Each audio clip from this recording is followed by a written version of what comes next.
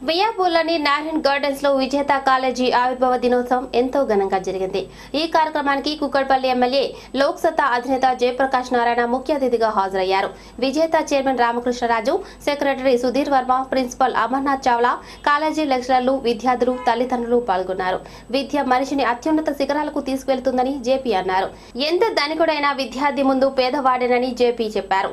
ఈ కార్యక్రమంలో విద్యార్థుల నృత్యాలు అందరినీ ఆకట్టుకున్నాయి.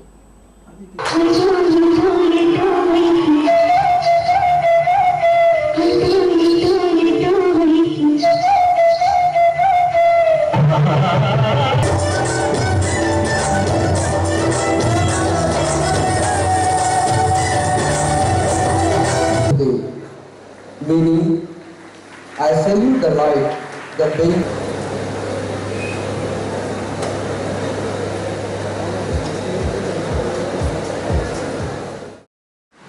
మానవాడి మొత్తం అన్ని కులాలు, అన్ని మతాలు, అన్ని భాషలు, అన్ని ప్రాంతాలు మొత్తం మానవాడి మొత్తం ప్రారంభమైంది ఆఫ్రికాలో, కెన్యాలో. మనం అంతా నల్ల జాతి వాళ్ళం, మీకు ఆ సంగతి తెలియకపోవచ్చు.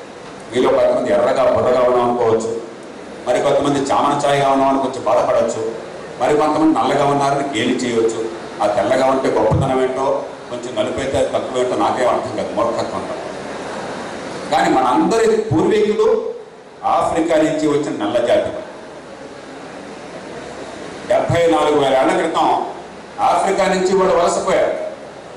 కొంతమంది ఆసియా ఖండానికి భారత్ నుంచి వెళ్ళారు. ఇక్కడి నుంచి ఈ తీర ప్రాంతం నుంచి వెళ్తే ఇండోనేషియా, సౌత్ ఈస్ట్ ఏషియా, అక్కడి నుంచి ఆస్ట్రేలియా దాకా పోయారు. కొంతమంది సెంట్రల్ ఏషియాకి వెళ్ళి సైబీరియా ప్రాంతం అంతా పోయారు.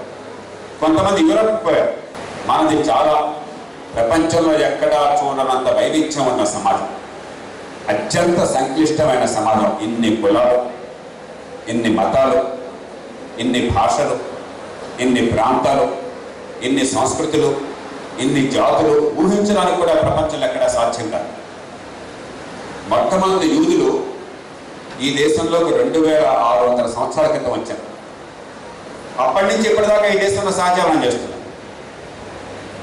మొట్టమొదటి క్రైస్తవులు 52 AD, అంటే క్రైస్తు శిలవలెక్కిన తర్వాత కేవలం 15-20 ఏళ్ల లోపల వచ్చారు ఈ దేశానికి. సెయింట్ థామస్ వచ్చాడు మలబార్ తీరానికి. అప్పటి నుంచి ఇప్పటిదాకా సిరియన్ క్రిస్టియన్స్ అని వాళ్ళు పిలుస్తారు, సిరియా నుంచి వచ్చారని చెప్పండి. మొట్టమొదటి ఇస్లాం 712లో, అంటే ప్రాఫెట్ మహమ్మద్ మరణించాక 80 ఏళ్ల లోపల సింధు ప్రాంతంలో ప్రవేశించింది భారతదేశం. అప్పటి నుంచి ఇప్పటిదాకా ఈ దేశంలో ఇస్లాం సహజీవనం చేయగలుగుతుంది, ఏ రకమైన అడ్డంకుల్లా.